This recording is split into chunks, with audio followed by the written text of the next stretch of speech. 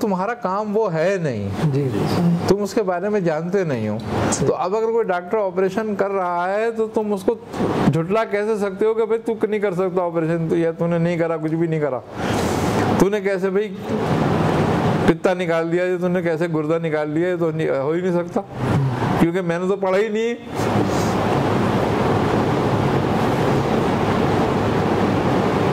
ये बेवकूफ़ी होगी ना फिर उसकी, ये तो जहालत है फिर। और डॉक्टर बैठ के फतवे देने लग जाए, सही बात, उसकी जहालत होगी वो, क्योंकि उसका काम नहीं है वो।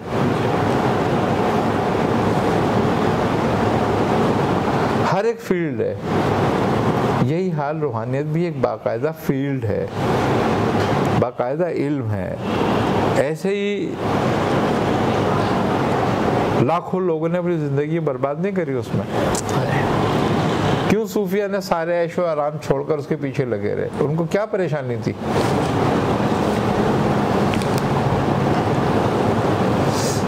भाई इल्म हासिल करने में तो किताबें पढ़नी है ना, चाहे असरी हो चाहे दीनी हो, लेकिन रूहानियत किताब से नहीं मिलती।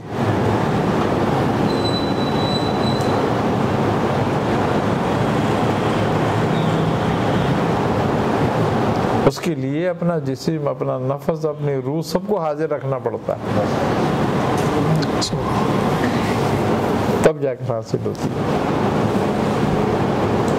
तो बात यही है कि अब हम ये कहें कि नहीं वो इल्म नहीं है, वो इल्म नहीं है, नहीं वो दूसरे थे, ये दूसरे हैं, वो दूसरे हैं। बात असल ये है कि इंसान सारी जिंदगी क्या करता है, उसका आखिर कहाँ होता है आपका। इंसान की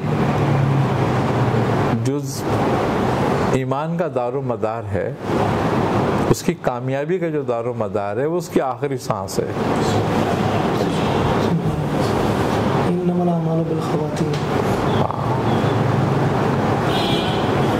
वो मुत्तकी था, सारी उम्र मुत्तकी रहा, तकवे पे रहा, सारी उम्र ईमान पे रहा, आखिर में बैठ गया। सारी उम्र फिसक और फिसाद और कुफर में मुब्तला, आखिर में मान लिया।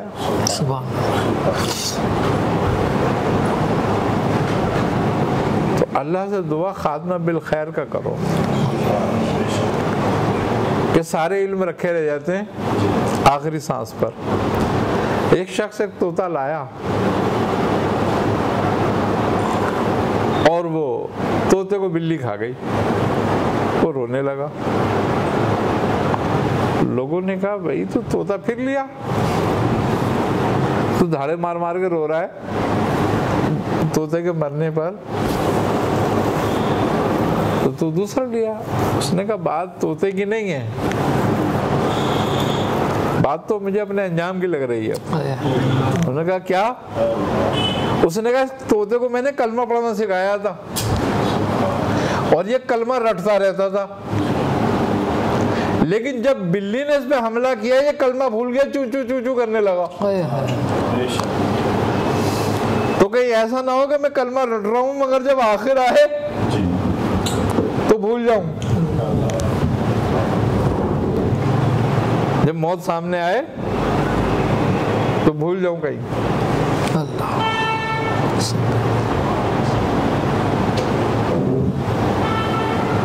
तो बस शख्स की इब्तिदा पे नहीं, उसके आखिर पे नजर रखो, उसका आखिर क्या है, नहीं है बात। तो बात यह है कि अब बज़ाहिर तो वो हमारे सामने जिस तरीके पर थे वो एक अलग मैटर था उनका, लेकिन रूहानियत में वो एक शख्स मकाम रखता था। दूसरी बात ये थी कि वो कोई शिरकी आबाद, यानी कि कोई मैंने कोई देवी देवताओं का कोई ये कोई वो कुछ नहीं, एक खुदाए वाहिद का मानने वाला था। वो एक अलग बात है, वो मुसलमान नहीं हुआ था, वो एक अलग मैटर था, मगर मुआहिद थे वो।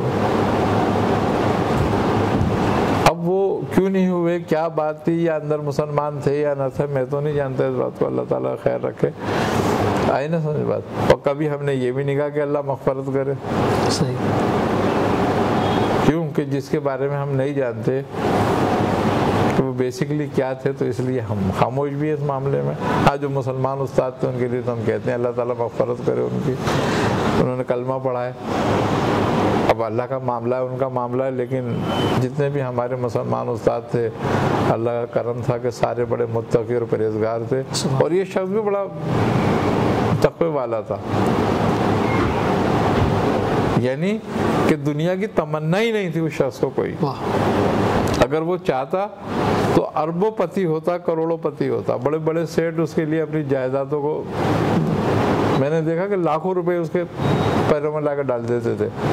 तो कहता हटाओ यहाँ से सब ये गंद, क्या तुम फैला रहे हो। यहाँ तो बड़े बड़े उलमा को मैंने देखा पैसों के लिए फिरते रहते हैं। जितना आए बोला, जितना आ जाए कम है। तो बस वो फकीर आदमी था, वो कहता उठाओ यहाँ से, क्या गंद फैला रहे हो यहाँ पे लाके। अल्लाह अकबर। हमने तो बहुत सारी खूबियाँ भी देखी थी उस शख्स में। वो एक अलग बात थी कि वो क्या था। जब ये भी एक तरबियत का हिस्सा होता है, एक जो सालिक होता है, तरबियत होती है, हर तरह की तरबियत होती है। हज़रत गौस मोहम्मद कलंदर पानीपती रहमतुल्लाह अलैह की ज़िंदगी को देख लो आप, कितने हिंदू उस्ताद थे उनके जी। अच्छा, फिर हिंदुस्तान में जो बड़े बड़े उलमा, उर्दू और हिंदी के उस्ताद उनके हिंदू थे।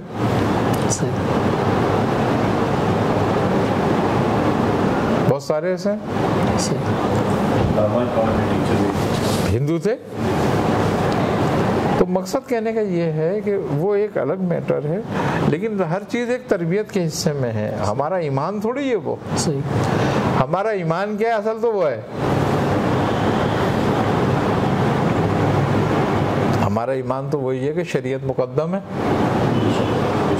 रिसालत मुकद्दम है, और शरीयत और रिसालत के रास्ते के बगैर आखिरत नहीं है। इंसान जिंदगी में जो सही करता है वो आखिरत के लिए तो करता है। अब रह गई बात तज़किया। तज़किया क्यों करता है सूफी? तज़किया क्यों कर रहा है सूफी? तज़किया अपनी आखिरत के लिए तो कर रहा है। भाई उल्मा जो दावत और इरशाद दे रहे हैं वो क्यों दे रहे हैं? इसलिए कि उनकी भी आखिरत अच्छी हो और लोगों की भी आखिरत अच्छी हो।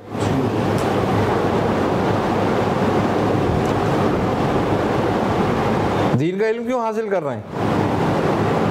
अल्लाह उसके रसूल की पहचान हो। लेकिन खूबी की बात यह है कि ज़ाहिरी ज़िंदगी में, दुनिया में जिस चीज़ को हम जिस हालत में देखते हैं, जब उसकी हकीकत हम पर खुलती है,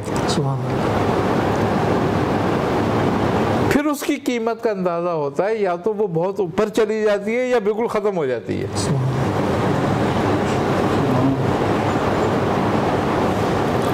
यही हाल है कि जब हम दुनिया में आखिरत की हकीकत को देखते हैं तो दुनिया की हैसियत ख़त्म हो जाती है बिल्कुल, इसकी कोई कीमत नहीं रहती।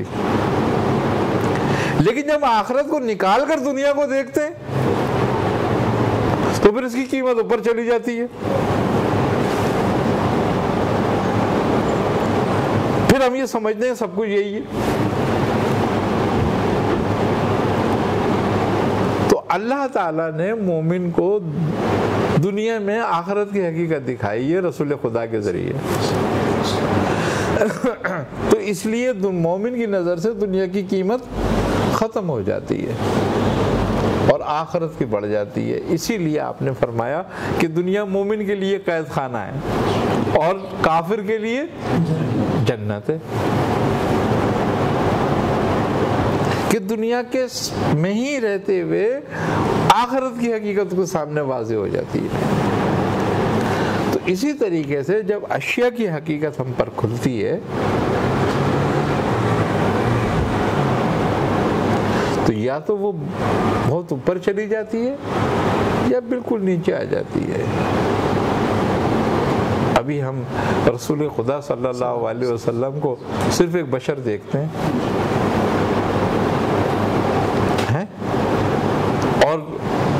कुरान की आयत के तहत अगर हम देखें तो अगर हम ये शक करें कि आप नूर थे या बशर थे तो हम काफिर हो जाते हैं। क्योंकि शक क्यों कर रहे हो? कुरान वाज़े कह रहा है कि लक़द जाअकुम रसूलुम मिन अनफुसिकुम, उधर कह रहा है कि मिसलुकुम, कि तुम्हारी मिसल है, यानी कि बशर थे।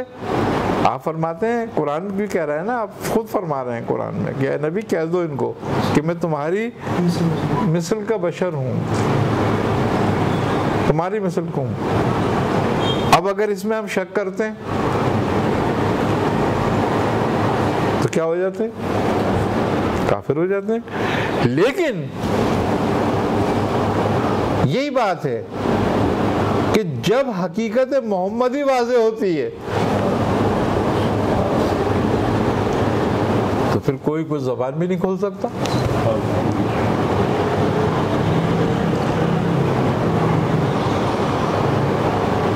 क्या आप कौन है, आप क्या है? तो वो शायर का शेर है ना, वो कहता है वो खुदा नहीं बा खुदा नहीं, मगर वो खुदा से जुदा नहीं। वो क्या है, वो है क्या नहीं, ये मुहिब हबीब की बात है। अल्लाह ही जानता है ना आपके मकाम को। आप खुद फरमाते हैं कि मुझे सिर्फ मेरा रब पहचानता है।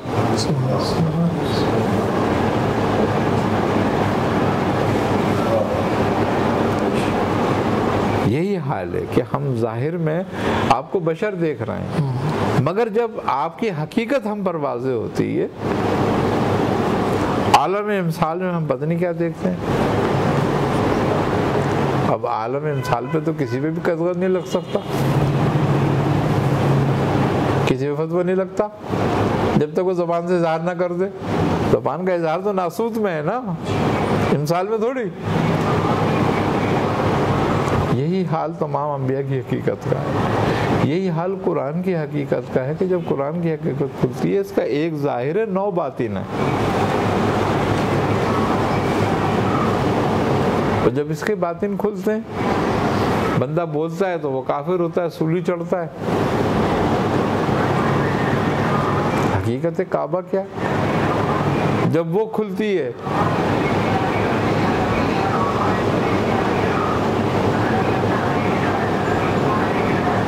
तो कुछ और ही कहानी होती है।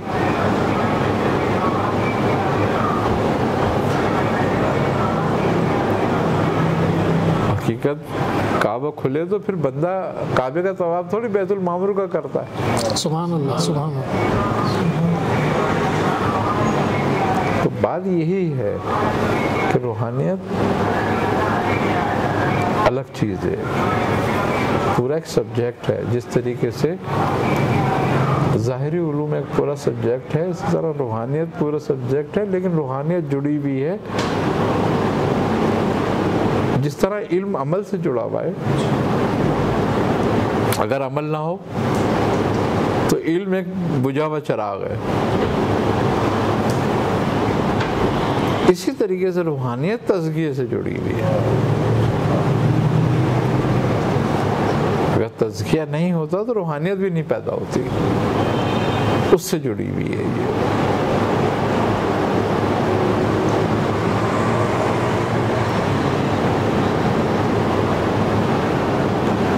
रूहानियत की राह जो है वो रिसालत है, शरीयत है,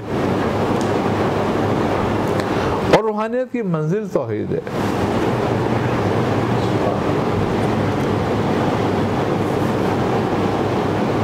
आई ना समझ में बात?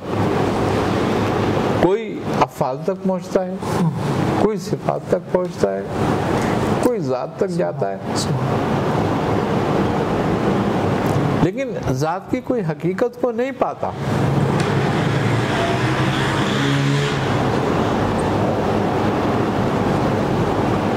सिफात की हकीकत तक पहुंच जाए तो बहुत है।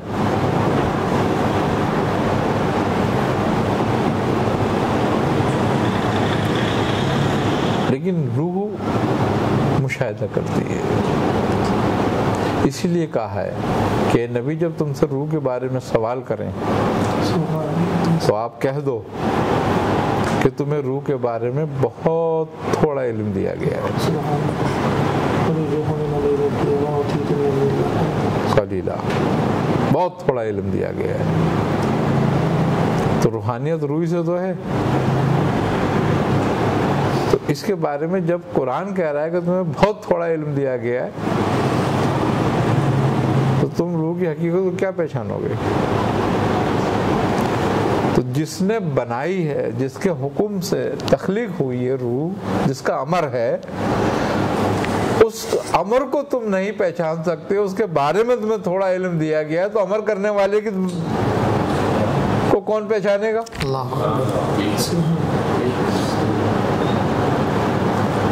तो ये बात है। तो इस तरीके से फिर उनसे बहरहाल एक ताल्लुक रहा। और फिर एक कमाल बात ये कि उन्होंने एक अंगूठी जो मुझे दी जी, उन्होंने कहा कि ये तुम्हारी मंजिल का तयन करेगी। सही। मैंने कहा कैसे? उनका जब ये टूट जाए पत्थर जहाँ तुम्हारे हाथ से, बस वही तुम्हारी मंजिल होगी। मैंने कहा अच्छा। खैर 2 साल तक वो मेरे पास रहा, पौने 2 साल की बात हुई। जिस दिन मेरी पहली मुलाकात मियाँ साहब से हुई थी,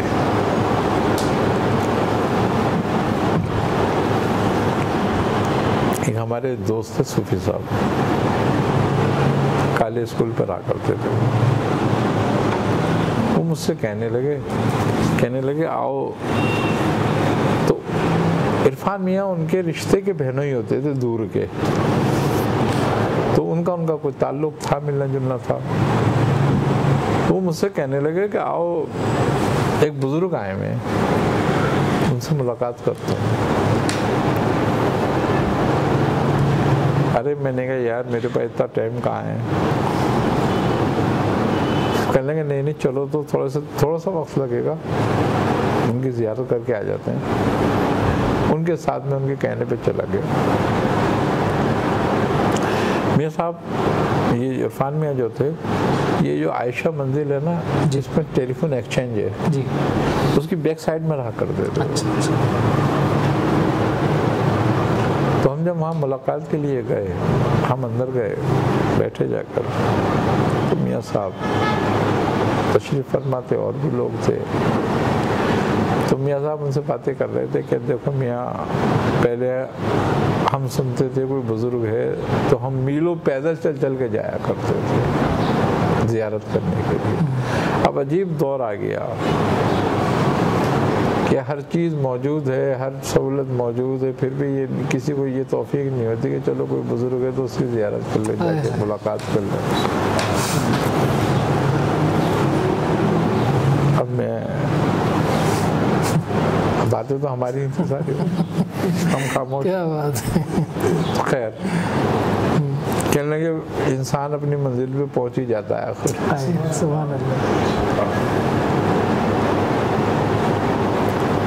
तो मुझसे फिर वो पहले उससे सूफी कुतुबुद्दीन नाम था उनका शायद, उनसे मुखातिब हुए, कैसे हो, ठीक हो, क्या हाल है तुम्हारा? वो कहने लगे हाँ अल्लाह करम मियाँ साहब सब ठीक ठाक है। फिर मेरी तरफ मुखातिब हुए, उनसे कहने लगे तुम ज़बरदस्ती लाए हो क्या इनको? कहने लगे नहीं मियाँ ऐसी बात तो नहीं है। फिर क्या बात है, क्यों खामोश हैं? मैंने कहा जी ठीक हो, कैसे हो तुम? मैंने कहा हाँ, मैंने कहा अल्लाह करम मैं ठीक हूँ बिल्कुल। मैं फिर फरमाने लगे कि लग रहे हो मुझे, तुम ऐसे लग रहे हो जैसे कहीं फंस गए आन के। सही। मैंने कहा नहीं कोई ऐसी बात नहीं है। कहने लगे नहीं बात तो ऐसी ही है। अल्लाह अकबर, सुभान अल्लाह। मैंने कहा मियाँ ऐसी क्या बात हो सकती है? कहने तुम्हारे हाथ में अकीक बहुत अच्छा है। मैंने कहा जी देखो तो अंगूठी नहीं, अंगूठी खाली बिल्कुल। मैंने कहा मेरा पत्थर कहाँ गया? तो मियाँ साहब कहने लगे ये है ना, 2 टुकड़े हो गए थे उसके। कहने फंस गए ना। क्या बात। फिर मुझे वो फौरन बात याद आई। वाह वाह अब देखो एक बंदे की बात, उसकी रूहानियत कैसी थी। वाह, सुभान अल्लाह।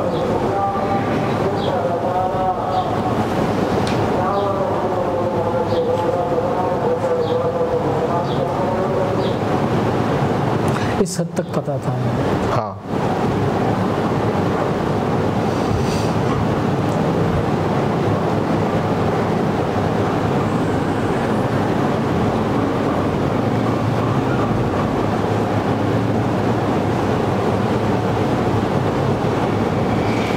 आई ना समझ बात। तो बात किसी की इतनी काबिलियत अपनी जगह पर होती है। बहरहाल फिर मैंने कहा मियाँ फिर अगर आप चाहें तो मैं बैत कर लूँ। नहीं नहीं अभी नहीं, ऐसे नहीं करेंगे, अब तुम कहीं नहीं जा सकते। सुभान अल्लाह, सुभान अल्लाह। और फिर वही हुआ वाकई। फिर मियाँ साहब फरमाने लगे, कहने लगे ऐसा करो तुम, अब उनका कोई सबक तो नहीं पढ़ते, नहीं पढ़ना। मैंने कहा ठीक है, लेकिन वो वहीं तक का था, अब दूसरा शुरू होगा।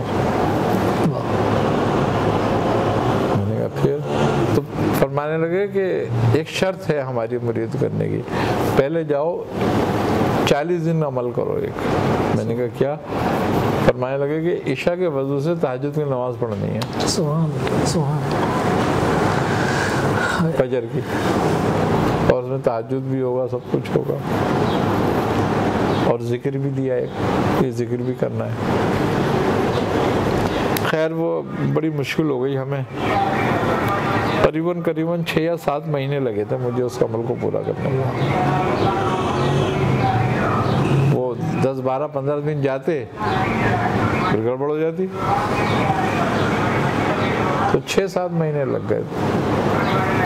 तो अब जब शुरू में मुझसे नहीं हो रहा था तो मैं गया मियाँ साहब के पास। मैंने कहा मियाँ पता नहीं क्या हो गया, हो ही नहीं पा रहा ये, मैं 8, 10, 15 दिन जाता हूँ फिर रह जाती है। फरमाने लगे तुम खाना खाते होगे ज़्यादा, तो पानी ज़्यादा पीते होगे। मैंने कहा हो सकता है, का कम करो। तो कहा कि एक लकड़ी का जो है ना वो लेकर आओ, गुटका 150, पौने 200 ग्राम, 200 ग्राम का। मैंने कहा अच्छा, तो पाव से कम वो देकर गया। मैं कहा कि इसका वजन करके खाना खाया करो, 8 लप इसके वजन से तोलो, रोटी पकाओ और खाओ। अब वो रोज रोज सूखता गया,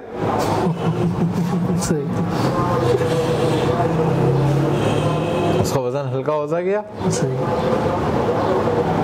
बिल्कुल ही जब वो सूख गया तो फिर जाके वो काम पूरा हुआ। जब वो पूरा हो गया तो कहने जब साल लग जाए भले इसमें कोई बात नहीं है, तो अपना काम करो। बैत जब भी होगी। और जब मैंने ये काम पूरा कर लिया, 6 या 7 महीने मुझे लगे थे, तो आपने मुझे बैत किया, और बैत करने के 3 दिन के बाद मुझे इजाज़त तो खिलाफत दे दी थी।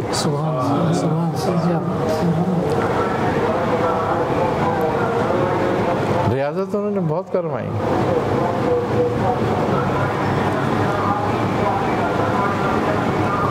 लेकिन उनका एक बस बात थी खाली, और बात क्या थी?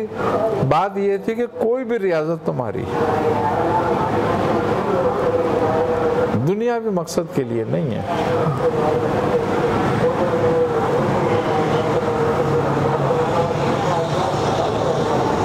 और ना ही कोई दुनिया का मकसद रख के रियाजत करना।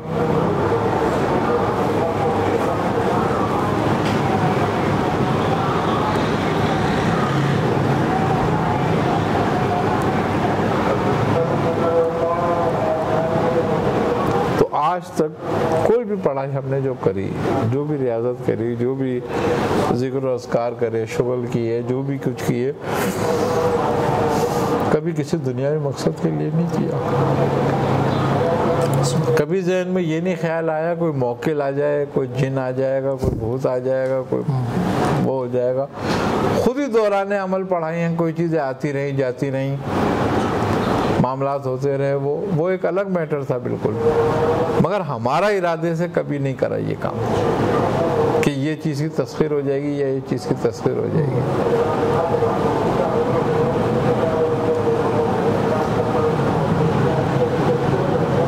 वो कभी मकसद ही नहीं रखा। आप खुद फरमाते थे कि आपके वालिदैन जो थे,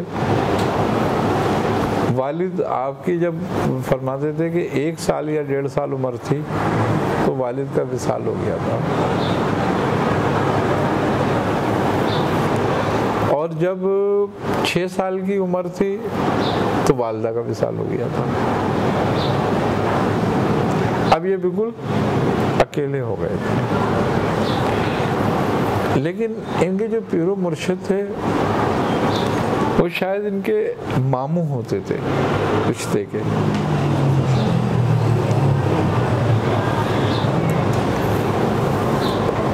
आपको अपने साथ ले गए। कहते हैं कि वालिदा के इंतकाल में मामू आए थे और मुझे अपने साथ ले गए कि इस बच्चे को, महमूद नाम था आपका, वालिदा ने मंजूर रखा था, वालिदा ने मंजूर हुसैन सादात में से थे जी, और पीरो मुर्शिद ने महमूद रखा था। सुभान महमूद हाशमी से मशहूर थे। आप सिलसिला शत्तारिया और मदारिया से ताल्लुक़ रखते थे। फकीर थे लेकिन बड़े साहिब तसर्रुफ थे। आपने आपकी तरबियत करी। 13-14 साल की उम्र में एक हिंदू लड़की पे आशिक हुए। 14 या 15 साल की उम्र होगी। आप फरमाते थे, रूपमती कहते थे उसका नाम था। तो जिस कुएं पे वो पानी भरने आते, पहले कुएं से पानी भर भर के लेके जाते थे जी, तो कहने में सारा दिन उस कुएं में बैठा रहता था उसको देखने के लिए। तो एक दिन उन्होंने पूछा कि महमूद हाशमी कहाँ है, मदरसे जा रहे नहीं जा रहे? अरे कहने का हजरत मदरसे नहीं जा रहे। कहने फिर कह रहे वो तो कुएं की मैंड पे बैठे रहते हैं। अरे भाई क्यों बैठा रहता है, बुलाओ के लाओ उसको। बुला के लाए, आ गए। भाई तुम मदरसे क्यों नहीं जा रहे हो? कहने कर से जाऊंगा। अच्छा, सुबह उठे घर से निकले कि मदरसे जा रहा हूँ, वहीं कुएं में जाकर बैठ गए। अब ये बात फैलने शुरू हो गई।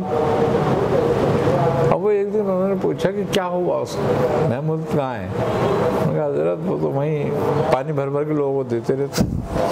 सुभान अल्लाह। अच्छा, अब ये बात तो बहुत बुरी समझी जाती थी ना, मुसलमान और हिंदू तो झगड़े का अंदेशा होता था इस बात पे। तो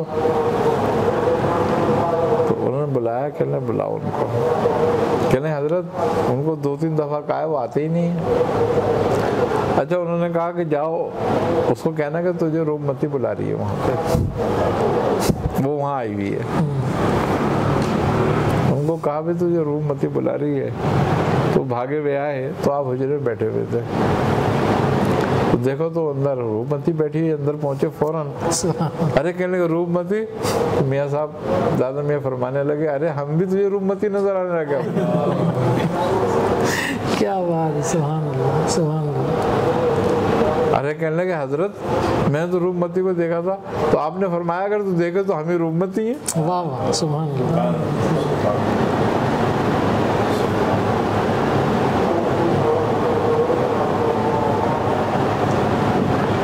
फरमाया कि जाओ, अब इसकी रियासत का टाइम आ गया, अब इसमें इश्क की आग लग गई है। सुभान सुभान।